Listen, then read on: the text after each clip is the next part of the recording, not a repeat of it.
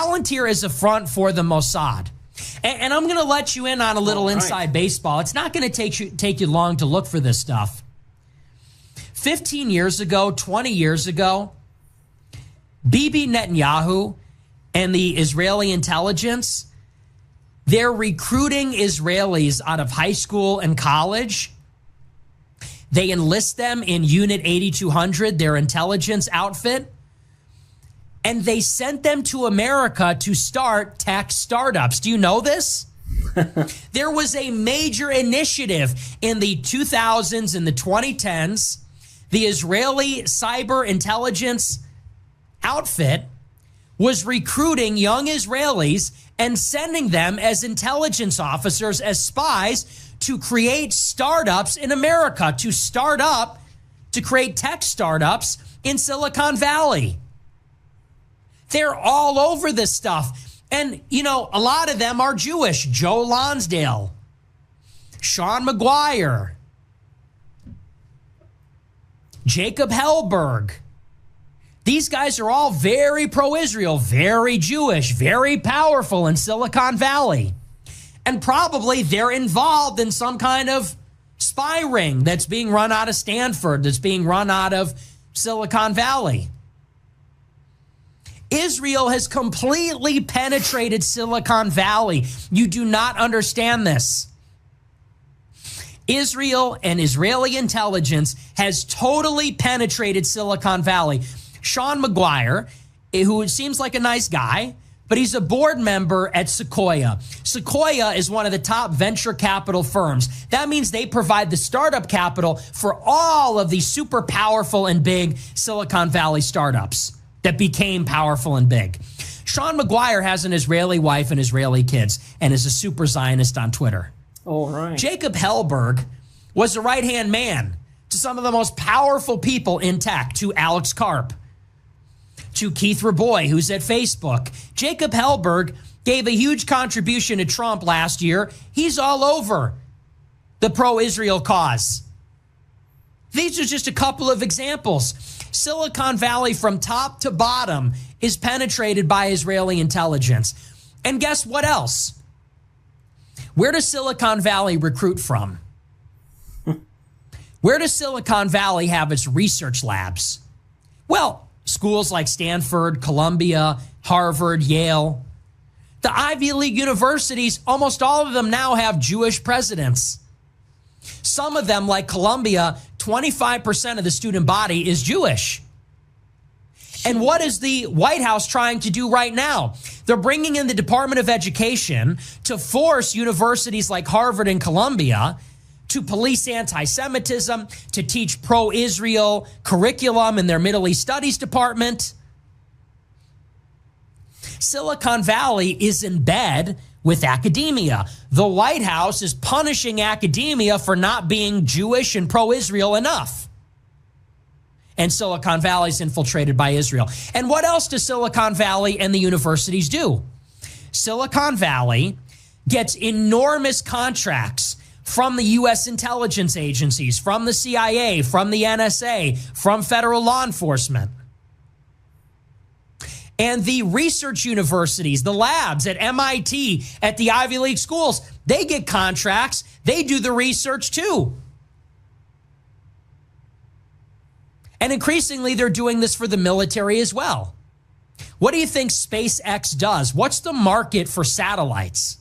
A big application of SpaceX satellites, you know, the rocket launches that put satellites in the atmosphere, is the Department of Defense putting our Star Shield into outer space. Palantir is now one of the top 10 most valuable tech companies. They exclusively contract with intelligence and law enforcement agencies. And the list goes on and on like this. And the main issue with everything that Nick has said, every single one of these tech startups, whatever they invent, whatever Palantir, drones, satellites, everything is going to be used to control you, to have leverage over you. That is the main issue. Forget about the money. Money is just numbers on a screen. They can print money out of thin air through debt and all that stuff. They want to control you and me and Nick and everyone else. As in, they want to know everything about us 24/7, and they want to have leverage over us. So we vote the way they want to vote. We do things the way they want to do things. It's just controlling the enormous hordes of population. And it's gonna get worse, because Palantir is using the West Bank as a training ground for facial recognition at every single corner in the West Bank, in Israel as well. They are using Palantir to pretty much spy on everyone. And guess what? That's coming to your city as well at some point. And it's going to be legal, because it's not going to be the government doing it. It's going to be a private company that's owned by the government. Silicon Valley on the West Coast, the Ivy Leagues in the Northeast, Wall Street in New York City, and increasingly in Miami. And the government contracts coming out of Virginia, coming out of Northern Virginia and Washington, D.C. Langley. They're all in bed like this. They're all inextricably connected. When we say the elite, when we say the deep state, that's what we're referring to. That is your elite society. And J.D. Vance is at the intersection of all of it. Yep. You know, Trump, when he ran in 2024, he got $270 million from Elon Musk, Silicon Valley. He got $200 million from Tim Mellon, a banker. He got $100 and some million from Miriam Adelson, Israel lobby. He got millions from Bill Ackman, Wall Street, millions from Jacob Hellberg, Silicon Valley. Trump is the elite's candidate. Trump was the elite's candidate, and the elite is Jewish oligarchs. Israeli intelligence penetrated Jewish oligarchy. From top to bottom. From BlackRock with Larry Fink and the hedge funds, which are all controlled by Jews, to the Ivy League universities, where I believe 6 out of 8 of them have Jewish presidents. The DOJ is coming down on them. The Department of Ed is coming down on them because they're not pro-Israel Jewish enough. Silicon Valley, the most powerful movers there. From Founders Fund with Joe Lonsdale to Sequoia to you name it, Palantir. It's all Israeli intelligence. They sent them out there to penetrate, to infiltrate. And they increasingly are dominating the DOD defense contracts. They're filling up the National Security Council. They're taking control of the procurement process. Trump was a vessel.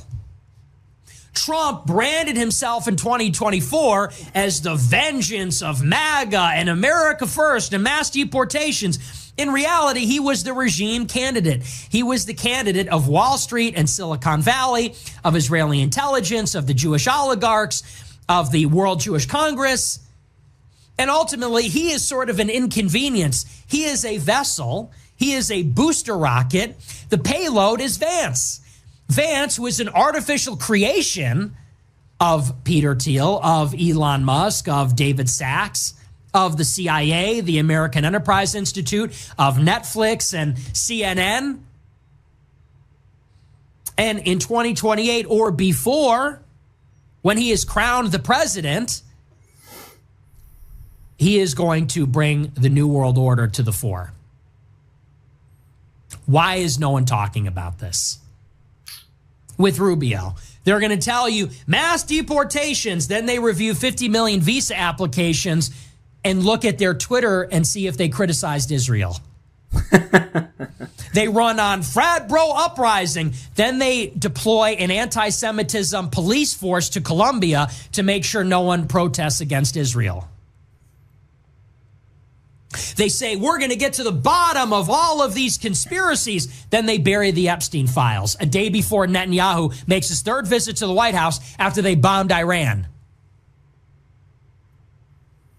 They bring in Doge to cut the deficit, fail miserably. Doge leaves, and who stays? Palantir. Suddenly, the Social Security Administration, the Treasury Department, the Education Department, the IRS, it's all going into the Palantir database,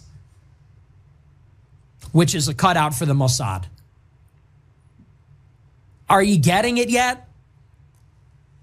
They're invading Gaza. They're getting ready for another war with Iran. They're disarming Hezbollah in Lebanon. The president of Syria is an Israeli spy. They're getting ready to annex the West Bank. They're sacrificing the red heifers. Are you starting to understand this yet? And I'm pretty sure Israel is going to use a lot of that leverage that they have on politics, Silicon Valley, universities, colleges, whatever, in New York, Miami, you name it, the American Northwest. They will use that as leverage against the politicians. If there will rise someone from the American people, let's say a politician, but he's not going to be pro-Israel, they will try through all these tools to coerce him and to have leverage against him if he has maybe some skeletons in the closet, some shady stuff that he did or say in the past as well. Israel is going to control that. So even if someone arises that's going to be a true patriot, truly American first, Israel will have that influence over them through all these tools and all these connections in the deep state. 7 months in, think about how much anti-Israel speech has been curtailed. A lot. Between the war on the universities, the FEMA regulation, the Health and Human Services announcement, the bills that are being passed in Congress, the advocacy of the DOJ, burying the Epstein files. Think about everything that's been done in 7 months. A lot. Okay, the White House is occupied by Israel. So if the White House gets more powerful, that's not a good thing. These people are not on our side. Rubio and Vance are not on our side. Yoram Hazony is their biggest cheerleader. That should be your first indication. Yoram Hazony is a Jewish nationalist. He is a fan of Meir Kahane, who said that all Gentiles should be enslaved or killed. Yoram Hazony is that guy's cheerleader, and he's an enthusiastic backer of J.D. Vance and runs in the same network with Peter Thiel. Ew. This is who we're dealing with. Is that a good thing that this guy will inherit the unified executive with the full weight of AI-enhanced Silicon Valley? No, it's terrifying. And is anyone else talking about this? You have a huge contingent on Twitter that is defending it. They're clearly involved in it. And that's Milo, that's Tucker Carlson, that is the Bronze Age Pervert Network, that is Lomez, Jonathan Keeperman at Passage Press. That's that whole crew. And then you have a lot of other people that simply do not or will not talk about it for one reason or another. You know, and look, I like Andrew Tate, I like Alex Jones, but they're fans of Vance. Candace Owens refuses to talk about it. Why is no one talking about this? This is terrifying. Palantir is a front for the Mossad. And it's going to get worse and worse and worse as we are going to see how they surveil us, and it's going to be illegal, and it's just like, who cares? If you are going to tweet the wrong thing, you're going to Facebook share the wrong meme, say the wrong stuff on your YouTube channel or Twitch stream or whatever, not only are you going to get banned, you're going to end up in some detention center somewhere. And it's going to be done by AI. So you don't have to be reported by an actual human, because it's going to be AI doing the reporting. And they're going to knock on your door. And they don't have to do it a million times. They have to do it enough times so that people know to keep their mouths shut. If you criticize Israel, you can't have a visa? No. Is that something we're comfortable with? America first. And this is on top of the entire student body population of America. Because the Department of Education is waging a war on Harvard and Columbia, cracking down on anti-Semitic speech. The DOJ says that burning an Israeli flag is now a form of discrimination. It's a hate crime. Think about the slow creep now. If you are an American student or an American visa holder or a naturalized citizen, criticizing Israel has effectively been criminalized. They brought TikTok back, and the condition is they ban criticism of Israel. If you burn an Israeli flag, that's considered a hate crime. Washington, D.C. is controlled by Homeland Security. Do you think they would tolerate a protest against Israel? So it's like every American campus, the nation's capital. These are all no-go zones for anti-Israel protests. The entire student body of America's universities and colleges, every American visa holder or naturalized citizen, they cannot criticize Israel. Nope. Criticism of Israel is increasingly not tolerated on TikTok and other social platforms. Why? FEMA, a couple of weeks ago, said a municipality, a city, a state cannot get disaster relief if they've engaged in a boycott of Israel. Are we comfortable with this? It seems like we are, for a third time, reconstituting our country. And now what it means to be an American is the usual stuff, but also you have to support Israel. And by the way, this is a playbook that was created by the Heritage Foundation. A few years ago, the Heritage Foundation commissioned a program. It was called Project Esther. You can look it up. Project Esther. This came out, I believe, in 2024. And what it said is that they're going to get a Republican president elected. And once a Republican is in office, that Republican president will use a public and private partnership. They will mobilize the full weight of government, including anti-terrorism law, immigration law, cybersecurity law, every domain of law to go after what they called Hamas support networks.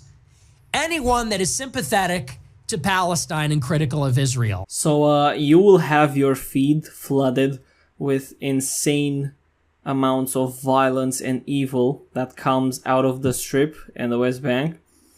And if you say anything about it, well, guess what? Account suspended. Yeah, it's gonna get spicy.